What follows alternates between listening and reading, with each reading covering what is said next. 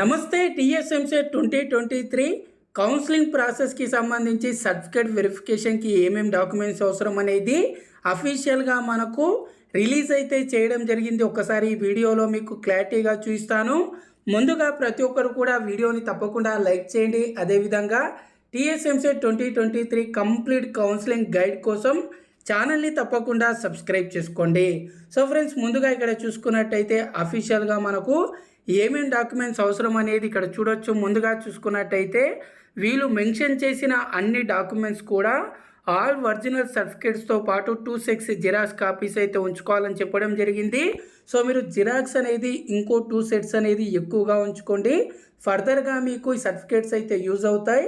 So ముందుగా చూసుకున్నట్టయితే టీఎస్ఎంసెట్ 2023కి సంబంధించి ర్యాంక్ కార్డ్, అదేవిధంగా టీఎస్ఎంసెట్ 2023కి సంబంధించిన హాల్ టికెట్, అలాగే ఆధార్ కార్డ్లో ఎవరికైనా సరే ఏవైనా మిస్టేక్స్ ఉన్నట్టయితే మీరు మీ మిస్టేక్స్ అనేది సరి చేసుకోండి. ఆ తర్వాత ఎస్సీసీకి సంబంధించిన మార్క్స్ మెమో, ఇంటర్మీడియట్కి సంబంధించిన మార్క్స్ మెమో, అదేవిధంగా 6th క్లాస్ నుండి ఇంటర్మీడియట్కి సంబంధించిన బోనాఫైడ్ సర్టిఫికేట్ అంటే స్టడీ సర్టిఫికేట్స్ అన్నీ కూడా మీరు రెడీ చేసి అయితే పెట్టుకోండి. అదేవిధంగా ఇంటర్మీడియట్కి సంబంధించిన టీసీ. సో దీంతో పాటు మెయిన్గా చూసుకున్నట్టయితే ఇన్కమ్ సర్టిఫికేట్ 01/01/2023 తర్వాత ఇష్యూ అయిన ఇన్కమ్ సర్టిఫికేట్ అయితే సర్టిఫికేట్ వెరిఫికేషన్కి వెళ్ళేటప్పుడు తీసుకెళ్లాల్సి ఉంటుంది. దాంతోపాటు ఎవరైనా సరే ఓసీ వాళ్ళు ఉన్నట్టయితే మీకు ఈడబ్ల్యూఎస్ అనేది అప్లికేబుల్గా ఉన్నట్టయితే ఈడబ్ల్యూఎస్ సర్టిఫికేట్ అనేది తీసుకోండి. అదేవిధంగా క్యాస్ట్ సర్టిఫికేట్, అదేవిధంగా రెసిడెన్షియల్ సర్టిఫికేట్ వచ్చేసి లాస్ట్ 7 years వచ్చేసి ఎవరైతే ఇన్స్టిట్యూషనలైజ్డ్ ఎడ్యుకేషన్ అంటే ప్రైవేట్లో చదువుతారో లాస్ట్ 7 yearsకి సంబంధించి రెసిడెన్షియల్ సర్టిఫికేట్ అయితే తీసుకోవాల్సి ఉంటుంది. అలాగే నాన్ లోకల్ క్యాండిడేట్స్ ఉన్నట్టయితే రెసిడెన్షియల్ సర్టిఫికేట్ అనేది లాస్ట్ 10 yearsకి సంబంధించి, లేదా ఎంప్లాయీ సర్టిఫికేట్ మీ పేరెంట్స్ కనుక స్టేట్ లేదా సెంట్రల్ గవర్నమెంట్ ఎంప్లాయీస్ ఉన్నట్టయితే ఎంప్లాయీ సర్టిఫికేట్ అయితే తీసుకెళ్లాల్సి ఉంటుంది.